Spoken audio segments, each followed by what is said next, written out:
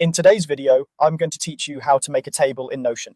By the end, you'll be able to create a clean, flexible table you can use for tasks, content planning, or any simple data you want to organize. Start by opening your browser and going to notion.com. If you're not already signed in, click Login and access your account securely. Once you're in, choose your workspace so everything you create stays in the right place. Next, open the page where you want your table to live. This could be an existing page or any page you've already set up for your project. Click into the body of the page so your typing cursor is ready. Now, on your keyboard, type a single /. That slash opens Notion's quick command menu. A drop-down will appear with lots of options. Scroll through the list and click Table.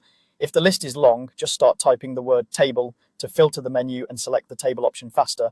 The table will appear right where your cursor was. You'll see a basic table with a few default columns and rows. From here, customize it to fit your needs. Click a column header to rename it to something meaningful, like task, status, due date, or owner. You can change a column's property type to match your data: text for notes, number for quantities, select or multi-select for categories, date for deadlines, and checkbox for simple yes or no fields.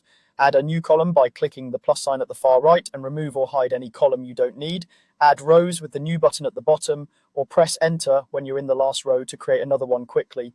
To keep things tidy, drag the edge of a column to resize it, drag column headers to reorder them, and drag the handle at the left of a row to move items up or down. When your list grows, use sort to arrange items by priority or date, and use filter to show only what matters right now, like tasks that are still in progress.